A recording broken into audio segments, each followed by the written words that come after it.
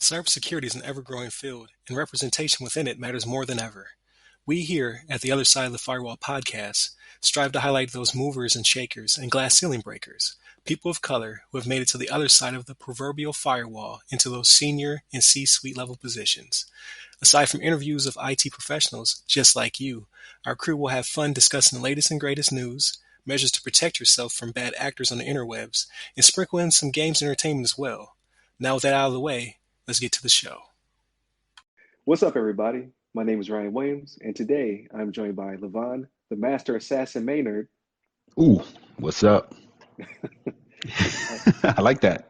you like that one? All right. Master. Yeah, Yeah, they're that's pretty getting good. better. They're getting They're better. getting better. A new one every week. Unfortunately, Shannon could not join us today, but we still have an action-packed show for all of you. At the top of the show, we will discuss more HBCUs joining Google's Career Readiness Program. Uh, in topic one, Levon will educate us on the new call of the new call for a cyber World Health Organization-like agency. And in topic two, I will retread on some ISC squared topics from last week about online testing and a new change.org petition trying to sway or stop ISC squared from doing such.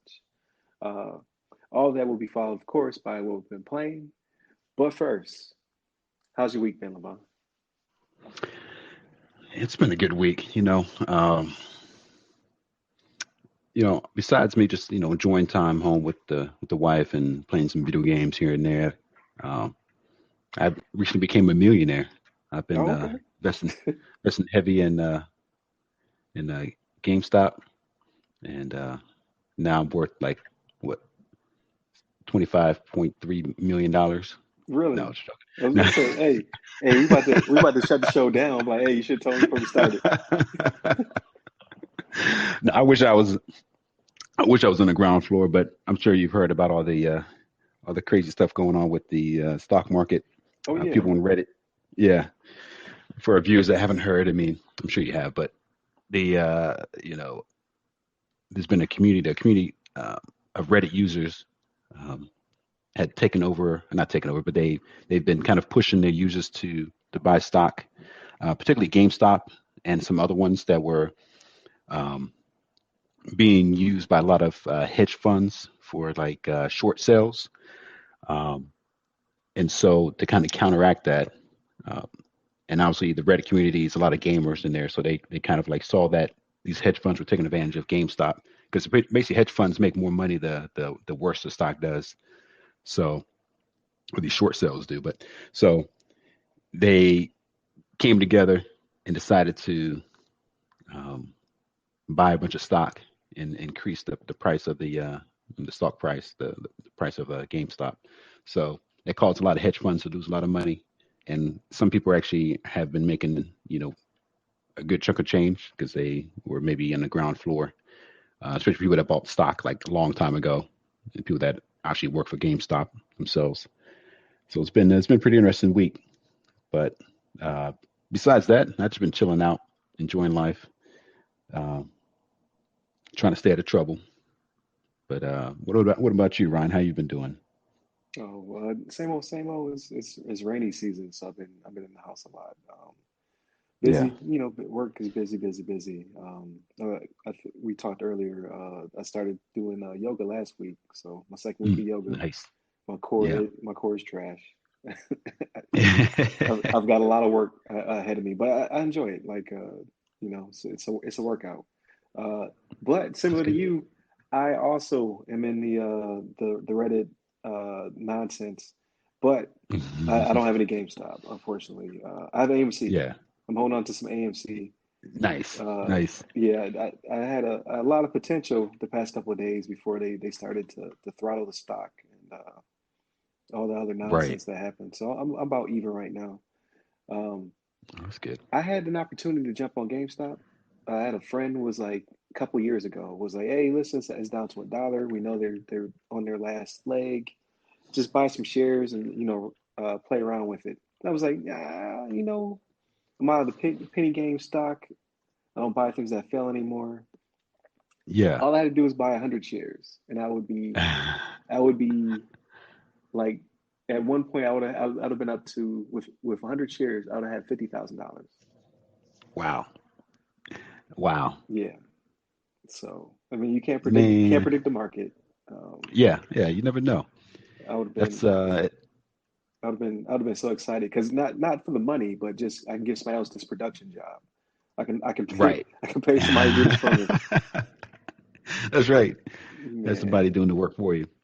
man. But it is what it is. That's yeah, that's what it is. It's kind of a people call it, and it's a form of gambling, I'd say, Oh yeah, that yeah, stock market. And um, there's been a lot of controversy, and then people, uh, mostly people that are well off, that are doing well, like these hedge fund owners, things like that, have been kind of complaining about how this whole process has been going on with people being able to make money off of this stock. But it's almost like a um, I don't know, it's kind of like a uh, uh, kind of like turning the tables a little bit on some of these hedge funds and people that are maybe not a bunch of billionaires and millionaires making some good amount of money, thousands of million, if not millions of dollars off of these stocks. Um, it's like and then I'm sure you heard that some of the I think you mentioned it too, that some of the uh, these organizations that provide users access to stocks have been like cutting people off so that they can't purchase it anymore. yeah. And a lot of controversy. And I think there's some lawsuits that have been some lawsuits that have been put together to come after these companies for this. So I think it's kind of interesting how that's working out. But uh, nonetheless, I think it's a very interesting situation, and it's kind of like the little people, I guess, like the 1%, like the 99%, so to speak, is like actually able to accumulate some wealth, which I think is a great thing Right, overall. right. Yeah, yeah. There's going to be like this again. We're in history making territory. The market will never be the same Yeah. after this. Obviously, these these stocks or securities or whatever will go back to normal. Hmm. However, those hedge funds did lose billions of dollars Yeah. on and what blows my mind, and this is not the stock podcast, but just to I guess share some quick thoughts. Um, if financial institutions start asking for regulation, you found the cheat code. Like Hmm. now Right. they're crying for regulation, and we've been crying for regulation forever, Yeah. to protect ourselves against them. Because when they go bust, the world economy gets hurt. We make a few Right. dollars, it's a problem. Like, oh no, we want Right. regulation. Like you could have been regulated yourself. But Yeah. I Absolutely. I digress. Yeah. I agree with you, though. I think that's a good point, and I think it's something like you said. I think it's going to be there might be some shifts going on, and maybe for better or worse. I mean, things are going to change, and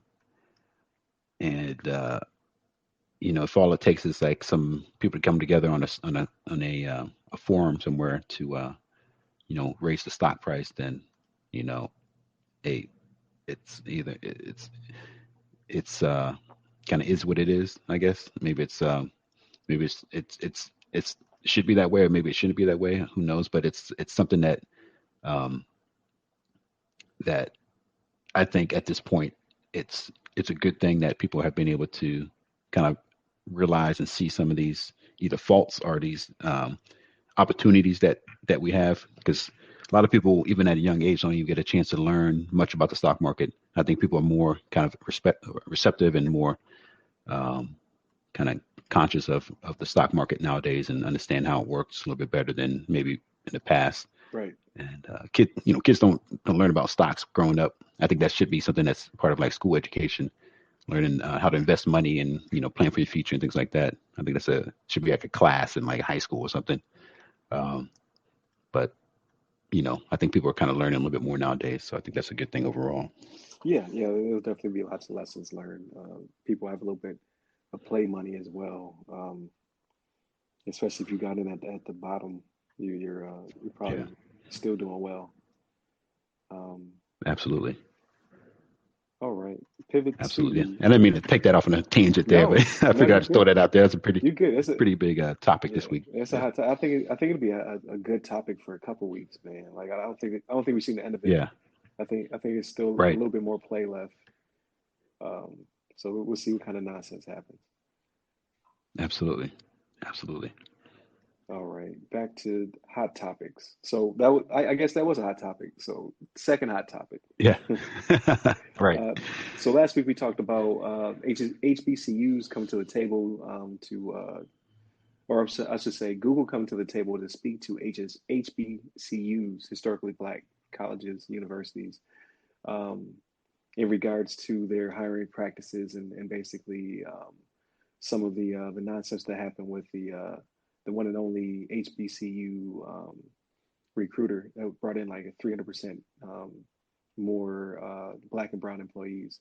So some good news this week for Google. So this week um, it shows that Alabama A&M University, Stillman College, and Tuskegee University are joining its Growth with Google Historical Black Colleges and Universities Career Readiness Program. So through a $1 million investment in the Thurgood Marshall College Fund, the program provides digital skills workshops and HBCU career centers to help Black students prepare for the workforce. So this is great stuff. So the announcement Hmm. in October was that the initiative's goal was to reach 20,000. And with these three new universities jumping on board as well, it may even reach even more students. So it's not all doom and gloom. Like I don't have a personal beef Yeah. with Google. I'm just putting the truth out there, right? And this is a good story. Right. Like Hmm. this is another $1 million being added to the overall $15 million commitment to upskill black workers and find them, good jobs when they graduate. So, Yeah. what are your thoughts?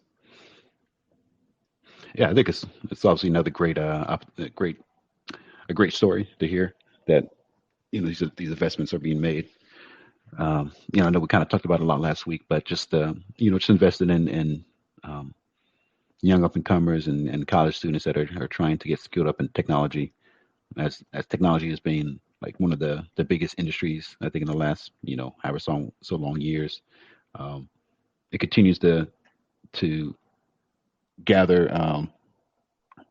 gather traction, and I think I don't know the statistics, but I'm pretty sure like some of the top companies right now, top earning companies are tech companies like Apple, Google, Microsoft, Facebook. Uh, I think even Netflix. I think those are all like top earning companies right now. So it's uh, it's good that these investments are being made into these primarily black schools, historically black universities that are getting the opportunity to develop the student body to be ready for these jobs, be ready for these positions, be ready to make an impact. And I don't think there's anything you can kind of look down on this as far as like it's a good opportunity. And I think that they should continue this trend and even look out for other maybe underserved communities as well. Besides just the black universities, obviously the Hispanic universities as well as I don't know if they have university or not, but like Native Americans, Native Alaskan organizations or groups of people that can use these kind of um, uh, programs and investments to help educate and help get them ready for technology. And I don't think there's anything you could find fault with that. No, definitely not. One of the quotes in the article, I didn't state where the article came from, did I? So this was an article on yellowhammernews.com. But one of the statements was, I just scrolled, the global pandemic has punctured and underscored the emerging role, or I'm sorry, punctuated and underscored the emerging role that digital skills will have in the workplace. The new norm will mandate that all college students have some form of mastery of digital skills. So this even goes beyond Hmm. tech. It's just in general. Um, Yeah. 2020 has shown us that the world is going towards working from home where it Right. can. Like that won't be every job, but a lot of jobs now they've proven you can do it remotely. It may stay that way. So all the college kids are going Hmm. to need these skills. So it'll definitely come in handy. for when they transition to the real world. Yeah, absolutely. And just like you said, just in general, like everything's going digital. Even just people just having regular like office like skills as far as being able to get on a computer and put together like some documentation, spreadsheets, put together presentation. Um, people are kind of companies in general and people across the world getting away from using paper copies and um, everybody's taking notes on a computer. You see like a college, you watch like I don't know, like a video of like a college campus or college uh, like session going on, and you see everybody like on their computers just typing up notes, and everybody has their own laptop. Nowadays, people don't really use paper as much as they did in the past. I think um, it seems like more of a digital age, and I think once people kind of get a little bit more used to that, and obviously some people in underserved communities may not have access to all these resources to be able to skill up. People don't. A lot of people may not have money to buy a laptop and even let alone like take a course or something to learn about some of the more um, I don't know deep, the more high level like or more I guess maybe low level like uh, um, techniques and just like ability, like the skill set to be able to manage like the applications and how to use a computer, maybe to its fullest capabilities. So I think it's and it's a good thing overall, and I think people should get skilled up. I think that's another thing that maybe should be, if it isn't already, in schools. I don't think I had it when I was growing up, but have like digital like education. People like kids growing up, and all these like kids nowadays grow up with like cell phones and laptops, um, but some people don't. And so I think it's good to just make sure to have that level set across the boards. Everybody has the same kind of education. Everybody knows what's up. Right. Yeah, and things shift. So like yeah, when we were kids, the proliferation of computers and whatnot weren't wasn't as it's a necessity now. Like having internet's like having a utility. Like I need my water, I need my Right. my electricity, and I need my internet just to function. Like Right. some people can't pay Yeah. bills without it. Um, Side tangent. I remember because I didn't grow up with a computer in my home, so Yeah. when went to go get a library card, they had a basic computer class you had to go through because that's how you could look up your Oh. books and whatnot. So you had to go through this computer class. And that was the first time I actually sat there and used one aside from the little Apple IIe they had in the class where you play Oregon Trail. It was either that Mhm. or it was Yeah. the library. Those were the two options. So yeah, I think things Oh are man. definitely different. So I say that to say like who knows what's going to change? Like yeah, they grow up with tablets and cell phones, but what will be the next thing? So Right. it'd be good to keep Right. those skills, uh, teach those skills in college and what have you. Right. Yeah. Absolutely. Get them ready for the workforce, and yeah, who knows what's next? Might be controlling things with your mind, and I don't know, just Man, using sign me up. some. Put the chip in my brain. I'm telling you, I'm ready. Get that chip in. Yeah. I'm so lazy. If I could just Facebook from right here, I do it. The scrolling with your eyeballs, like Yeah, okay, all right. I obviously on a cybersecurity podcast, that's super dangerous, right? Right. Somebody will Right. hack my brain. Um, Yeah. Exactly. so I don't have a good trans. I was hoping that there'd be a good segue, but there is no good segue for this. So No, it's all good. No, I think it's technology related. So I think the next topic that I was going to bring up was um, kind of on the cyber front. You just talk about hacking your brain. So I mean, this is kind of cyber related too. So uh, you know, this article comes from foreignpolicy.com. This is by Yaron Rosen, and basically this article is just it's regarding the essentially the title of the article is the world needs a cyber WHO or World Health Organization to counter viruses in cyberspace. So the main gist of this article essentially is covering the the concern of cybersecurity across the world. So we have obviously the U.S. and a lot of major a lot of big countries, U.S., European countries and Asian countries, Japan, even China. Um, they typically have groups or organizations in that country that can handle cybersecurity incidents. Microsoft being one that handles even like the I forgot the other one, the fire.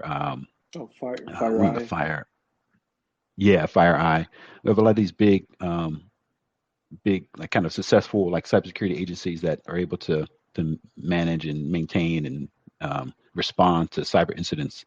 But there's a lot of countries out there, a lot of smaller countries that don't have these well-developed agencies to be able to combat these cyber incidents. And a lot of times they end up relying on um, U.S. or other agencies to help them remedy, to respond, to investigate these incidents. And this article brings up the idea that perhaps there should be like basically a World Health Organization version, a cybersecurity version of the World Health Organization that's able to respond to these incidents, kind of uh, understand them, get to the nitty gritty and figure out who is responsible for them, as well as kind of document and provide any kind of information to others that may get affected by it, kind of like so that they're aware and they know how to respond if they are a victim of it as well. It's kind of like it's a united front of cybersecurity, so that everybody's on the same page. Everybody has kind of the understanding what's going on. And obviously, some of the, especially with the solar winds attack, uh, there's one country that's been called out that may have been involved. I mean, I don't. Um, it seems like it's highly likely that it was Russia, from what they've said, um, uh, and what they've done to investigate. So it'd be kind of interesting to see, how maybe countries like that may be sponsoring these these cases if they were involved in a united front to combat cyber incidents. Um, but essentially, that's the gist of the article. It's basically trying to to describe what maybe in a perfect world what it would look like if we had that cyber response team that can help all these smaller countries as well as the big countries, just to kind of level set the playing field so that everybody has understanding what happened in what country, what kind of cyber incident that affected banks, affected the government, shut down some systems. They can get there and like investigate, figure out who it was, where it came from, um, and then can relay that information to other organizations across the world so that they know what to expect, what to look out for, and what they need to do to patch their systems, to ready their systems to make sure that they're not susceptible to attack. And I'm, I think it's a great opportunity. I think it's something that definitely should be considered. I mean, cyber has been a big topic as of late, especially with the solar wind attack. And I think the Biden administration has actually invested a lot of money, or going to invest a lot of money into cybersecurity, which I think is a great thing overall. And hopefully, it makes us all a bit safer.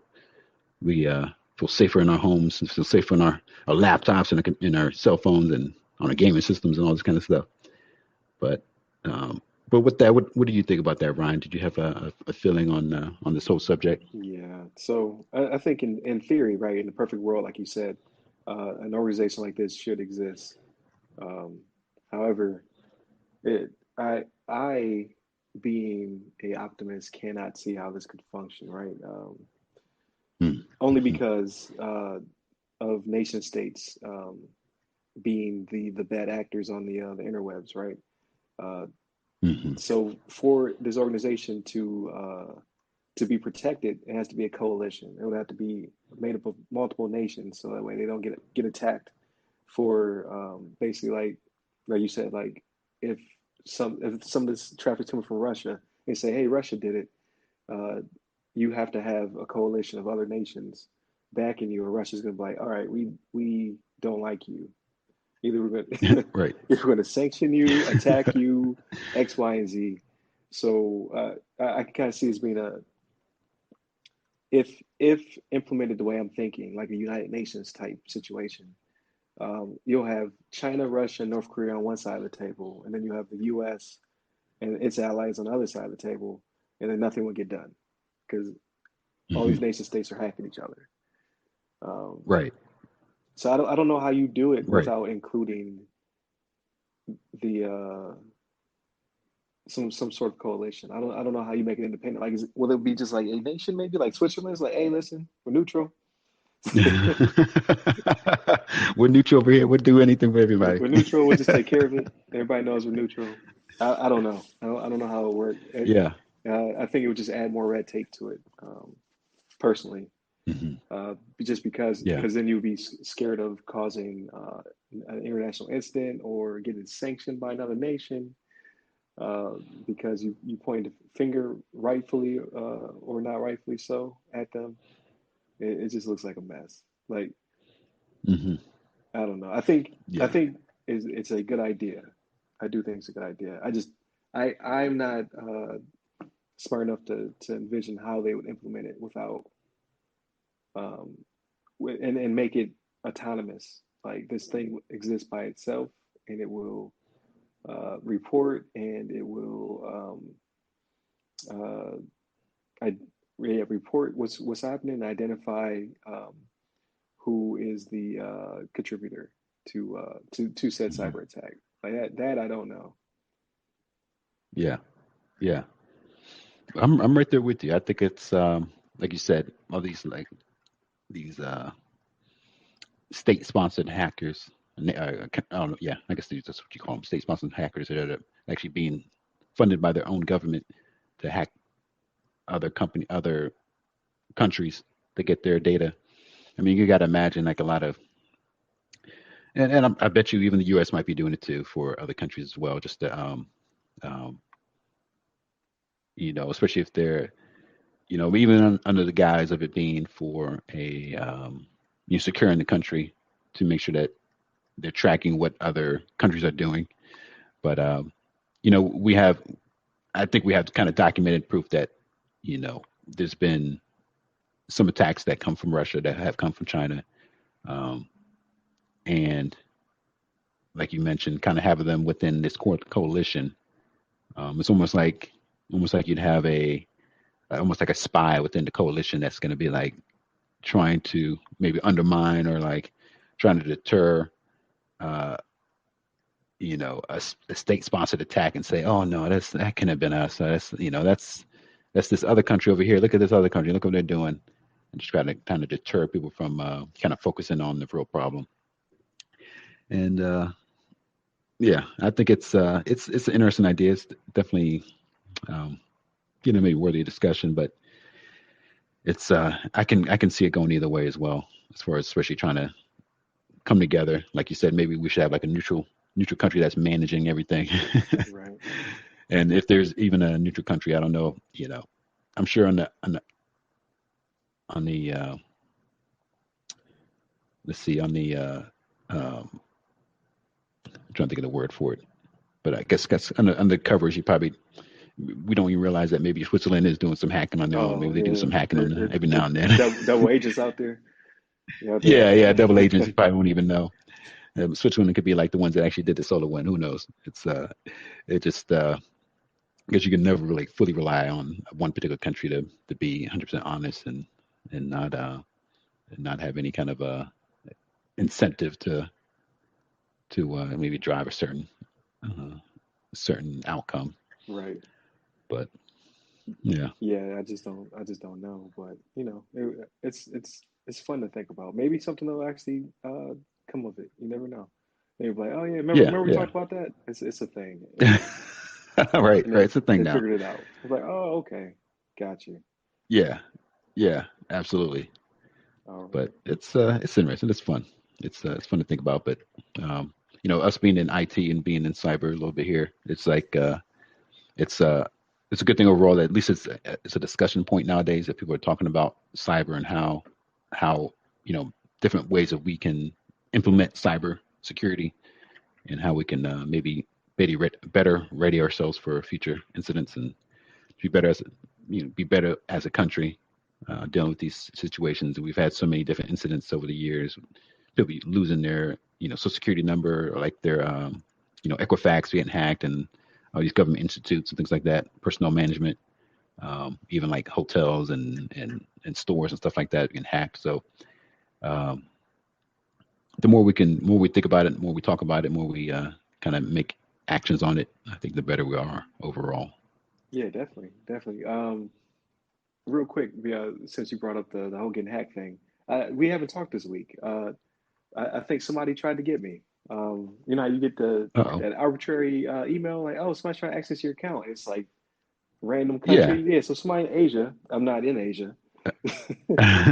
Yeah. Tried, or I should say, didn't try. Successfully got into my UPlay account. Right. I Oh, damn. we just talked about this Yeah. a week ago. I don't want a UPlay play account. I don't want uh Activision account. Like all these random accounts they make you have on top of your Yeah. Xbox Live or whatever are the ones that get hacked. Right.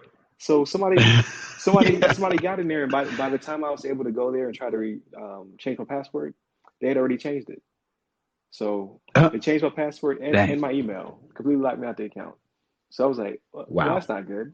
So I Wow. I went to contact uh, Ubisoft, however you pronounce it. And Yeah. in the midst of contacting them, I get another email that says, "Hey, someone's accessed your Nintendo Online account." And I was like, "Oh, Oh, what oh, the? oh no!" So, Oh no. Oh no. No, no, no. so What do you I do? quickly, yeah, so I quickly logged into that account, and luckily I had MFA set up because of the Nice. last Nintendo breach. They had a little toggle switch added for MFA, and it saved me. So I Yeah. went in there, changed my password and stuff, and then I had to work. I Yeah. had to work with Ubisoft to recover my UPlay account, and Oh my and God. there was a link. It said Yeah. if you're unable to access your account because basically like your information has been changed, please click here. So you know this is an issue. Right. You got Right. a whole link for it. Uh, Right. This must have happened multiple times where you have a dedicated link for this incident. yeah, Like, and then I couldn't find the MFA option, so now I'm like, man, I just want to get rid of this account. I think I got it from like yeah. playing Assassin's Creed or something. It was like create a Uplay Yeah. account to continue. I'm like I don't want this. Yeah. The more accounts, I'm, the more surface level exposure you have. yeah. Absolutely. I'm right there with you. I have a Uplay account. I had to set one up a while back too for some. I think actually, I think it was some promotion. I think they were giving like free game if you had a Uplay account or something. I was like, okay, I might as well sign up for one.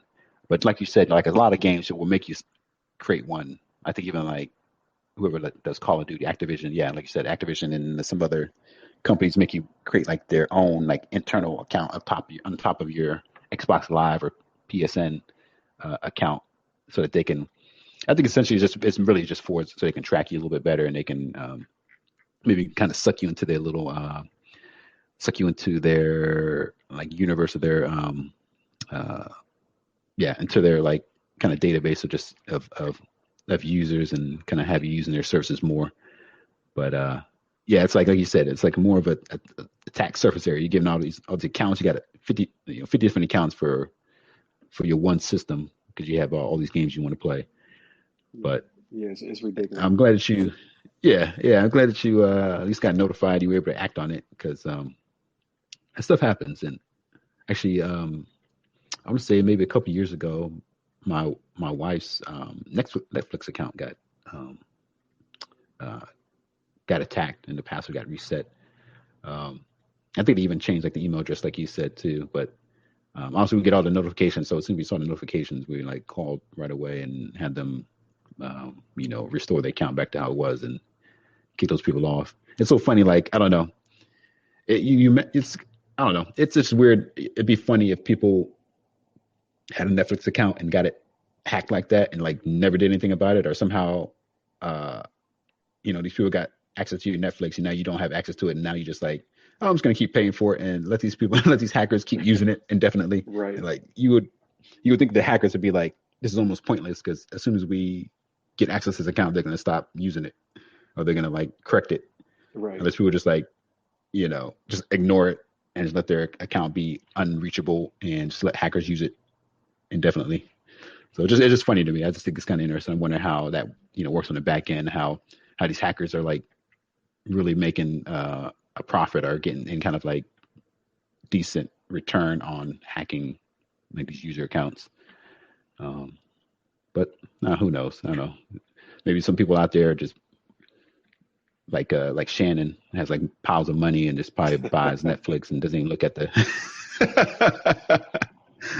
doesn't even use it and just pays for it. And just, no, I'm joking. I just giving Shannon a hard time since he's not here, but he's I think he just bought a new TV and everything, so he's Oh yeah. That's why he didn't show up. He know he was yeah, he was gonna get at him about that TV. That's right. He's playing on his TV right now, so he can't join the podcast. But yeah, it's interesting to see how quickly they pivoted from one account to the other. So I Yeah. think because the common thread was the username associated. So I don't even know if it was one of those accounts that was Oh, yeah. initially part of the breach or if it was a different account. So now I'm going through and I'm just putting MFA on everything. I'm not a fan of MFA, but Yeah. I'm over here I've been putting trying to sell it on you, MFA sell it and to you. Google authenticators and because I don't know where it came from, so I'm trying to root it out. So that way they don't get to something that's vitally important to me. Yeah. Yeah, I think with MFA's, somebody sold my stuff. Somebody out there made like $12 off of yeah. me. Right. Yeah, that's what they do. And I was going to say real quick too, the thing with MFAs as well is that you don't have to, even if you use an MFA, not a lot of MFA, another services that use MFA don't require you to enter it every time. Most of the time, especially if you're on your computer, you enter it that one time and then it sorts like a cookie that you can kind of keep your session alive for a certain period of time, and you can go back to the website as long as you're on that same browser, same device. It kind of remembers or sees your cookies and sees that your session is still active or you have still a valid session, so it just keeps you logged in, or you don't have to or you just put in your password again and just logs you right back in or whatever. So you don't have to keep second time authorizing, or you don't have to use that second form of authentication every time you access the website. So sometimes sometimes it's not that big of a hassle. Sometimes they do make you use MFA every time you go to the website, but depends on how often you go there. It will kind of determine how annoying it is that you have to Right. resort to your authenticator app or whatever.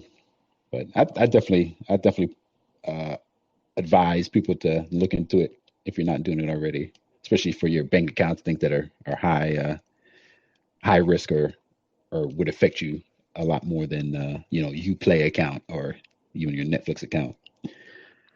So Yeah, definitely. just my 2 cents. I don't think Netflix even has multi-factor. No, I don't believe so. But no, it definitely comes in handy. I'm glad I had it on Nintendo account. It is a little annoying sometimes, but it stopped Yeah, it from pivoting from that account to another account. right. they were on the move, so it slowed them down. Luckily. Um, Yeah. Speaking of Netflix, just real quick. So a long time ago, my Netflix account did get hacked, but they didn't change my password or email address. They just added their own account. So you know how you have like family accounts? It was just a Yeah. random name, like, and he or she was watching Narcos. So when I went to it to see what they Yeah. had been watching, they were halfway done with the Narcos season. They were marathoning it. Yeah. I was like, yo, like Wow. they freeloading for They'd real. already, yeah. They'd already watched a whole series. Yeah, they just like, well, That's I'm just gonna crazy. keep watching until you stop me. I'm like, oh man, it's Yeah. people out here wild. Yeah. See, that's what I would expect a hacker to do. Most likely is just to try to stay underneath the covers, or just to stay low key and create account and just watch stuff. But for them to to change your password, change your email and all this kind of stuff is well, obviously you're not gonna use that much longer than until the person sees a notification and changes it themselves. Right, Or right. they fit, or people are just kind of silly and just oh, I can't use my Netflix anymore. Oh well, I'll stop paying for it and just I'll get a new account or something. I don't know. But yeah, it's just I think that's just interesting. That's funny that they got to your account, created a second profile, and just watched a bunch of Narcos. Yeah, I was like, yo, That's pretty funny. People out here freeloaders. Yeah, a bunch of freeloaders. So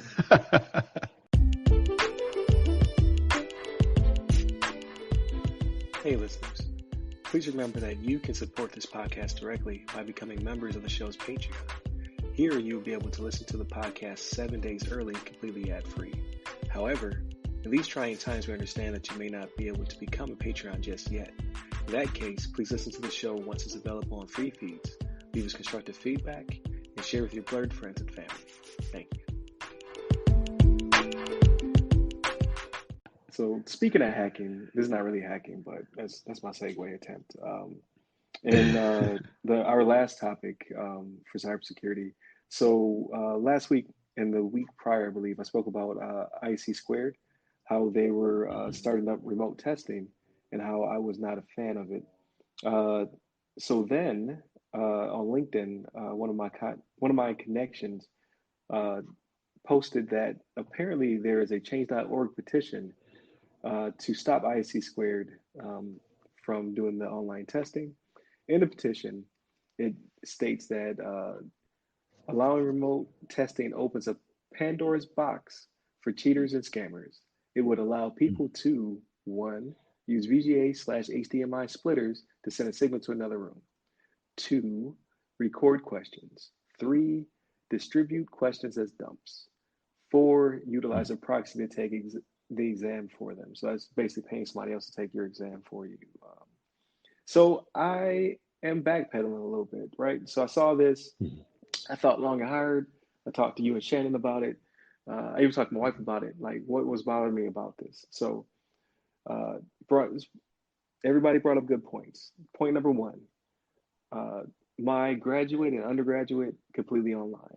So for my undergraduate, before the proliferation of proctored online exams, I actually had to go to a proctor in a library or whatever. They had to see my face, check my ID, take my tests, and then they scanned it and sent it in.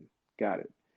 As things progressed for my graduate, I didn't step foot in any testing centers except for none. Just for my professional certs that were not part of the degree. So for the degree, I did all of my testing proctored. So why do I have a problem with it now? I shouldn't. Number two, I thought long and hard, why am I so fearful for them to offer other people the opportunity to take this extremely hard test? Um, I think it stems from me not wanting the cert to become too um, easy to get. Not to say easy like they're going to cheat, Yeah. but to say easy like there's another filter that's been removed. Like they don't have to go an hour and a half to a new testing center because they don't have a professional center around them. Things of that nature. There'll be more CISPs out there. Um, Right. and now I am backpedaling because the more I think about it, I'm like, it sounds really elitist of me. Um, Everyone who has the ability to test should have access to test. It shouldn't matter if your testing center is a million miles away. Um, if you can test online and do it in a non-cheating way, which I'm sure IC Squared will work with their partners to ensure no cheating will be had, or at least make it negligible, I think this is okay. I don't think Yeah. we need to have the petition. However, it's asking for 1,000 signatures, and they have 585 last time I refreshed. So people are signing it. People don't like this, but Yeah. it jumped to 563. So 563 people don't like this. Mm. I'm starting to think I'm the problem in this in this because I have no leg to stand on. Like the more I talk to people about it, the more they poke holes in my story. So I think it's just a me thing. So Mhm. I just Mhm. really want my hard work to be recognized. You know what I mean? Yeah. But it still will. I don't think there's going to be a huge influx of CISPs. It's still a ridiculously hard test. Yeah. Um, so I don't think all of a sudden there's going to be a million more of us out there. But those who are good candidates, the more they just add more people to the game, Yeah. more good people. How do you feel? I've been talking for a minute. How do you feel about this? Oh no, it's no. I think you've been kind of touching on things the same thoughts I had. I mean, I'll say this, that I can understand people's concern, and I understand that it's a hard test. I haven't taken the test myself. I haven't studied for it. Besides, my getting my degree, I know there's some learning some of the same domains, things like that. But I think it's obviously a hard test, and people work on it, and they either pass it or don't pass it. Um, some people, I think it has uh, maybe a higher fail rate than some other traditional like certification tests, just because of the complexity and just the difficulty of the test. So I understand that people are like very prideful once they get the certification, and I can see people wanting to make sure that everybody experiences the same difficulty when they're trying to pass the test. Not like they pass this easily. If they find, especially if it becomes an issue where there are like a bunch of dumps out there and people are finding these answers, these answer keys and things like that to help them pass the test, it would start to become like, oh, that's easy enough to pass if you find, the information to study, right stuff to study. You don't really actually have to go through the whole legwork of fully understanding all the concepts. I guess with that said, you know, we have all these other certifications that are proctored, that are online. It's got colleges that are 100% online, that have, um, you know, everything's like remotely accessible, and you don't have to go to a campus or anything. So it's like, if all these other institutes can have this process down and be secure about it, how come they can't do it with this certification as well? And I think it'd be good if we just, I don't know. I think it's I can understand the debate, but I think I was happy to hear that they did this, even though I don't really have any immediate plans of taking the exam. But I think it's good overall that they made an option for people to do it remotely, especially at the current state of things with the COVID going around pretty crazy. Um, and so I think it'd be interesting to see if something comes of it. I mean, like you said, it's over 500 people that have signed a petition, and I would guess, I don't know. It's just me, like in my assumptions. I bet you majority of those people that sign a petition are people that have actually already taken the test and passed it, and then like, Right, and then exactly. most likely, most likely people that are like, I don't want other people that have access to the exam, and or have a possibly easier time taking an exam, with whether it's through keys, through like dumps, or if it's just in general, just having the easier time of just being at home and taking an exam and not having like a stressful situation, being in a testing center. And so I think it is maybe a little bit different when you're in a testing center versus being in your own house. You feel a little bit more comfortable, a little bit more relaxed. You don't, obviously, it's like you mentioned, if you're not close to the testing center, you have to drive so far to get to the location and take your test. So yeah, I think I'm right there with you. I think it's I understand the concern. I think overall, perhaps as long as they are able to manage it appropriately, that it should be allowed.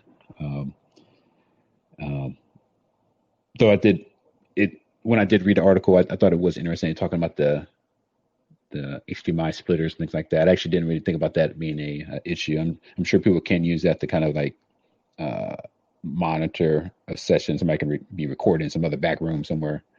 Um, but um, at the same time, I mean, people are so crafty nowadays. Even if you're in a testing center, I wouldn't be surprised if people had glasses with recording devices on them, and kind of like, I don't know, a lapel pin that just recording your whole test. That's Just just like, a giant belt buckle with a camera yeah, in a giant belt buckle. They got like a cowboy hat with a camera sticking out, it. oversized cowboy hat. And so it's like, I wouldn't be surprised if people were still able to potentially get, uh, you know, acquire real questions and answers, um, without even having to be at their home, and be even like a legit testing center. So maybe it would be harder, but at the same time, I'm sure that it's just as possible. Um, but yeah, so I guess that's my thoughts on it. I think it's I'd be interested to see what comes of it. Yeah, we'll see. I mean, if there's a huge influx, I'm sure that they'll shut it down. I remember there was I want to say Cisco had issues with the CCIE at one point. Like there was like a test compromise. I think it was a lab and a written test. I think the written test got out or something like that. And basically they Yeah. suspended everyone who was in that group. Like they were like, Mm, way too many people passed. Statistically, this makes no sense. And then they found the receipts, like, oh, they got a dump of the actual test, and they just started suspending certifications.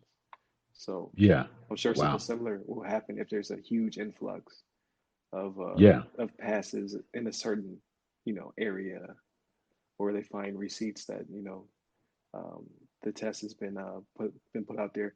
And to the Proctor site's credit, they usually have you pick up your laptop and spin it around. Like it would be really Right. hard to have cables and stuff hanging out of it. Like That's a good point. Yeah. they do a pretty good job of making sure that the whole area is secure. So That's a yeah, that's a good point. I had kind of forgotten about that too. I remember taking a few of my tests, especially with yeah, take some online proctor tests, and like you said, they make you kind of survey the area, and you got to do the whole circle thing, and um, look behind the monitor or your laptop. I always did mine on laptop, so it's like I never had anything connected besides like a power cable. Um, so it's like I think, like you said, I think it is actually probably more difficult than people realize, especially with some of the processes they go through nowadays. Um, but obviously, who knows? People use some crazy, I don't know, some crazy stuff. But it's, I think it's good that they, do whatever they need to make sure that these tests are secure. yeah, yeah, definitely, and I'm sure it'll be fine. Again, if you feel some kind of way about it and you do um, feel that the petition is valid, I'm not taking it away from you. Like you feel the way you feel. I'm not trying to discredit you, but I um, have had some second thoughts about my reasons why I don't want it to happen. So Hmm. again, it's a me thing. Um, Yeah. so Stop thinking about you all the time. Think about others now. man, you know how many hours I studied for this test? I want every I want everything coming to me for this test. That's So right. well, I'm sure That's it's right. fine. Yeah. Um, Yeah. so with that being said, I think we came to a natural stopping point to talk about what have you been playing this week or watching. Mm, mm. So I'll say this. I've been playing. I've been playing a little bit of Control on uh, the PC Okay. or Xbox. I guess they have Xbox Game Pass for PC. Um, so I played it on there because they threw it on there. And then I've also been played some Yakuza Zero on Xbox Series X. So I've heard those are good games. It's the first time I've played one, and I'm actually really enjoying it. Um, Okay. That's it good. it's very yeah. I don't know if you've played it or not, but it's No, no, very story. I've always wanted to Yeah, jump in. No, I heard good things about it. yeah. I've been really enjoying it. I've only played like maybe the first 3 or 4 hours of the game, um, and I heard these games are fairly long, but um, it's really story heavy, and just cool with some of the combat elements. You're just fighting. It's kind of like a little bit of RPG ish, where you're some like you might be walking down the street and a gang of guys might walk up to you like, "Hey, there he is," and grab him or something. Gotcha. No, I was saying you're just like a little fight. It kind of cuts over to like a little fight scene, but it's all like it's not like uh, real time combat where you're like hitting a button and then waiting for them to do something. Um, um, yeah, so it's like It's you actually like turn based, fighting. right? Yeah, I'm sorry. Yeah, it's not turn based. Sorry, I Oh, think I okay. had it It's not backwards. turn based. Gotcha. Yeah, it's not turn based. Sorry, I meant to say not turn based, but it's it's just like a fighting game. Like you'd play like I don't know Tekken or something like that. Oh, okay. Um, Gotcha. that's kind of almost like the fight system itself, and you can do some bob and weaving. You can do some like dashing in and out kind of thing, like a boxer. But overall, it's like really good. I think I'm really enjoying the story. They actually put all, I think, five of the first ones on Xbox Game Pass. So I'm gonna see if I can try to get through them. Um, in the next however long it takes. But on top of that, me and the wife still got to finish off Breath of the Wild. We got three Divine Beasts down. We got to get the fourth one, and then we're gonna move on to Ganon. So Okay. that's in the back pocket as well. No, yeah, that's definitely what's up. Yeah. I love Breath of the Wild, man. I was playing with the kids and whatnot before I left um to Yeah. um to go on this year-long tour. Um, it's always Nice. something like I brought the Switch with me, so it's always something that I plan on going back to. But I got so many Yeah. games on my backlog, man. Since Yeah. finishing my degree, I got a lot of games to catch up on. Right now, I'm still going through Last of Us Part Two. Yo, this game won't Hmm. end. Yeah. I'm enjoying Yeah. it. I'm enjoying it, but I'm Yeah. like, yo, it's still going. Like, I don't. Yeah. Am I doing something wrong? I I put at know, least right? 20 hours in. At least 20 hours. I'm like, yo, it's again. I'm enjoying it. I think the story is actually pretty good. Um, I'm like retreading some areas I was in as a different character, and I'm like, okay, that's cool to see it from their perspective. Um, but I'm ready to play something else. Like I think Hmm. I'm getting old. Like it used to be a point in time where I wanted to play a game until I could literally break it, like a Mario 64. Like Hmm. I could literally speed run that game. I know muscle memory. But now I just want to see the end so I can move on to the next game. So Yeah. I'm Yeah. like, man, I love it, but hey, I got Days Gone, I got um, Horizon Zero Dawn, I got Resident Evil 7, I got a mean backlog. Persona 5, I Hmm. didn't finish that one yet. Yeah. Like Oh, damn. I got to keep moving. I got to keep Yeah. moving on. I'm right there with you. I've been kind of avoiding. I used to be like a completionist on all games. Like I'm gonna get 100% of everything. I got to see every little side story, every little item. I gotta get all the weapons or what have you. But nowadays I'm just like, what's the quickest path for me getting from the beginning to the end? I want to. Right. I just want to experience the story, and I just want to get to the end. Just like I played Witcher 3. I finished that like a couple weeks ago. I just I didn't do any of the side quests. There's hundreds of like side quests in that game too, but um, I just went from beginning to end. Like the quickest route to get you know uh, Geralt to to the end dude uh, is what was my goal. I did not even try to collect any extra items or any extra quests. It takes too long. I just need to get to the next game. I got this backlog of games I got to get to, and I beat Persona 5. I did the same thing with Persona 5. I kind of just wanted to get through a lot of the game. I did play some of the game was actually really fun. I played a lot of the little side quests here and there, but um, I didn't pull up like an online like walkthrough and try to find everything. I've been kind of avoiding. I haven't really used walkthroughs in a while. I used to use them all the time and try to find like every little secret in every game. But nowadays, I just kind of like just play it free, freehand, just like see if I Right. can find stuff on my own. And if I miss something, then hey, I missed it. You can maybe find online later on. If it's like, especially games that have like multiple endings, I was like, I'm not going to try to play the game 7 times just to see every different ending. Right. I'd Right. rather just Exactly. like, I'd rather just maybe somebody else would post it online or something, and I see some of the alternate endings or something like that. Yeah. It's just way too many games. I think is the problem. Like, which is great. Yeah, Uh, yeah, Compared to when we were kids, you get one game like a right. quarter, maybe one game a quarter. But now, Yeah, man, like a game drops like every 2 weeks. Something I want to play, yeah, and I'm like, oh man, I'm still playing games.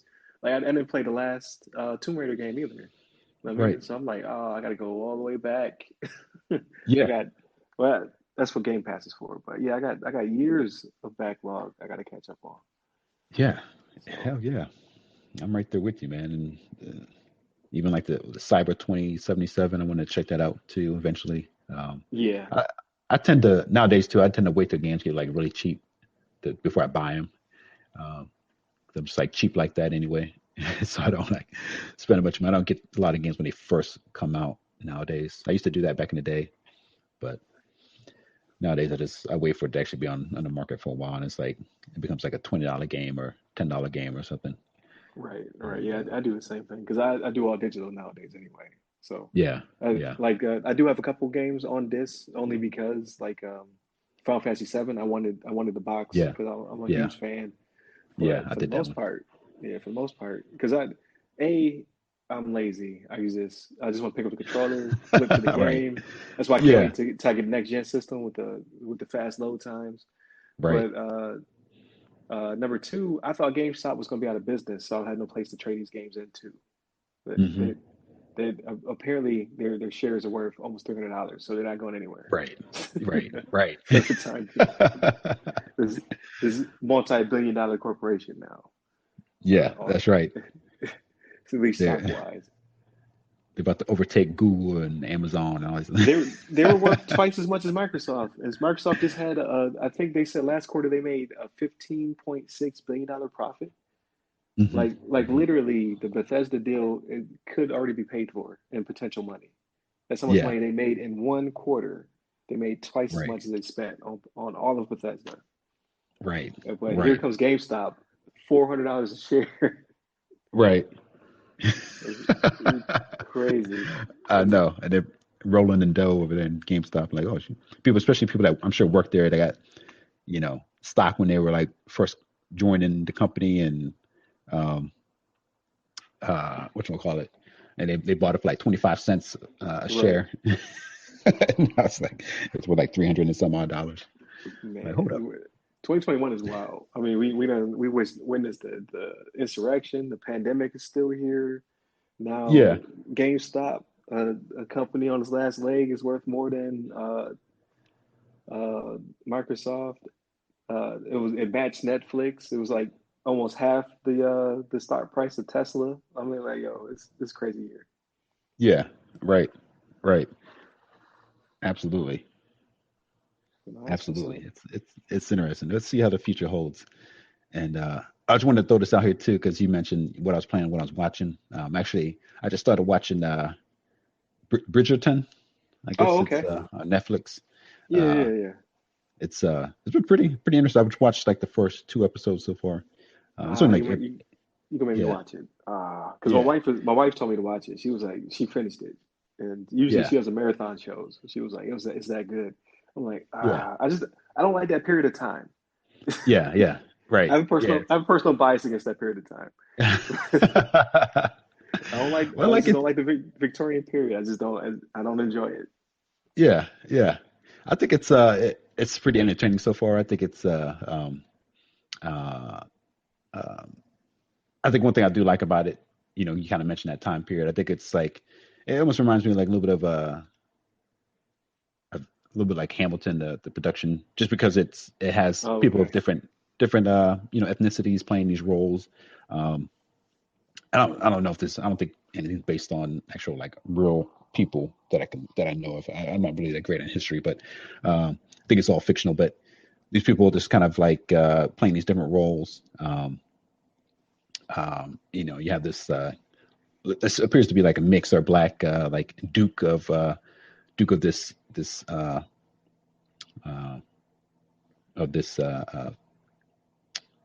kingdom or whatever you call Kingdom. it. Yeah. Yeah, what I've got. Yeah, I'm so bad on that, but it's just that they have these like multicultural like individuals playing these different roles, and I actually like to see that. Whether or not it doesn't have to be like 100%, you know, all white cast, or it doesn't have to be, and all the people kind of just like the mix of cultures, and just the fact that it is kind of an entertaining story so far. Just kind of some of their uh, and I think it is kind of more like I'd say it's not like a typical show for like guys. I'd say just offhand from what I've seen so far, it's not like a bunch of like I don't know guns and like martial arts and all this kind of stuff. It's just drama, just kind of social interactions, talking about like trying to find a suitor, find these ladies trying to hook up with the finest man in all the land, that kind of thing. Right, right. But it's pretty interesting so far. Just watching the first couple episodes, I think, and I think Netflix said that this is actually their most watched series of all time. I think somebody said Yeah. that. I read a statistic somewhere. So that's what made me kind of watch this thing. I better watch it at least to see what people are making a fuss about. And I'm not gonna say so far I've watched it that I'm like, oh, this is like the greatest thing ever. Um, But I'll see once I've got through the whole thing, how how good it is overall. Yeah. So I hate to say it, but I think I got the FOMO, fear of missing out. I really don't want to watch it. I really don't. But Yeah, everybody says it's yeah, good. I'm like, that's right. I gotta watch it. That's me too. Because I see it on the Netflix top 10 shows or whatever, and I always see it on there. I'm like, oh, I guess I should watch it if everybody's like gushing over it. Right, right. But All right. Well, I'll start it. start it right tonight before you go to sleep. uh, Start the episode. Man, there it is. Get But you sucked in. yep, got me on that one.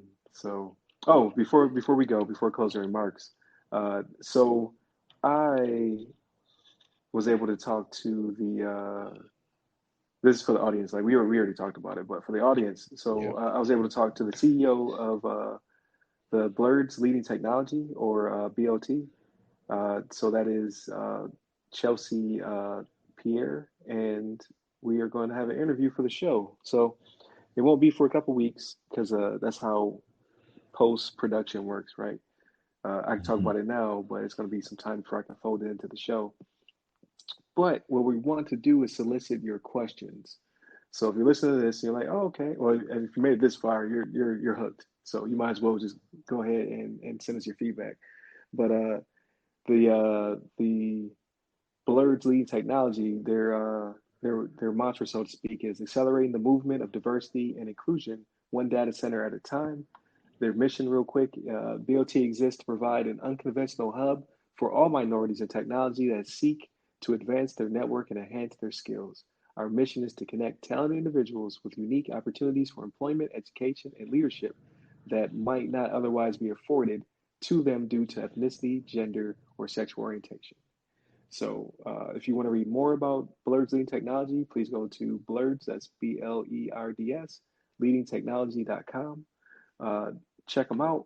And then if you have some questions, some burning questions, or just something you want to talk to the CEO about, please send them to us. I'm going to put it in the group. I'm going to put it on the page. I'm going to blast all of you for your questions. So obviously, we want questions as well, and I'll go into a little bit more detail about that. Uh, so thank you, patrons. Thank you, audience, listening to this on free feeds. Obviously, thank you, Levon. I appreciate you, Oh yeah, taking the time to be on the show today. You can reach absolutely. us at theothersideofthefirewall.com. That's the website, which will then lead you to our Patreon, which is the other side of the firewall. Our Twitter, which is at @on_firewall. The Facebook, which we have a page and a group, is the other side of the firewall. Please join the group. Our Instagram, which is the other side of the FW, FW being shorthand for firewall. I need to update our Instagram. It's always the last thing I do, uh, and I always forget. So we're a couple episodes behind on Instagram. But we also have a LinkedIn group. So if you go to LinkedIn and you type in the other side of the firewall, you will find our group, which has a lot of members in it as well. So either join the Facebook or the LinkedIn or both, where we can solicit your questions, concerns, feedback, and voicemails. So you can also send us a voicemail. Mhm. You can reach me on Twitter at RyRy Security Guy. That's RYRY Security Guy. And Levon, Yeah, you hit me up at Levon Maynard. there it is. So please, please, please give us your feedback. We're only going to get better that way. So I think this is episode 11. We're moving. We're That's already right. over past the decade. So That's right. please send us your feedback. It's greatly appreciated. Any last Absolutely. alibis? No, I think it was a good episode. I appreciate you having me on here too. I look forward to Yeah, that interview. I think it's gonna be a great opportunity for us to get some get some perspective from another a leader in this field as far as looking out for people of color. I think it's gonna be yeah, yeah, great. definitely. I love their platform. I love their mantra, and then of course it's also a woman of color CEO, and that is the 3% we're trying to put there on our platform to show you that, hey, look, We can do it. Like there are people doing great things in high level positions, and you can also get there as well as you can seek sponsorship from these type of people as well. They do exist. We're not unicorns. So Absolutely. That's right. there it is. That's right. I like it.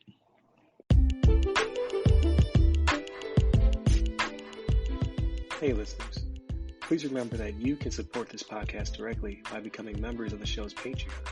Here, you'll be able to listen to the podcast 7 days early, completely ad-free. However, in these trying times, we understand that you may not be able to become a Patreon just yet. In that case, please listen to the show once it's available on free feeds, leave us constructive feedback, and share with your blurred friends and family. Thank you.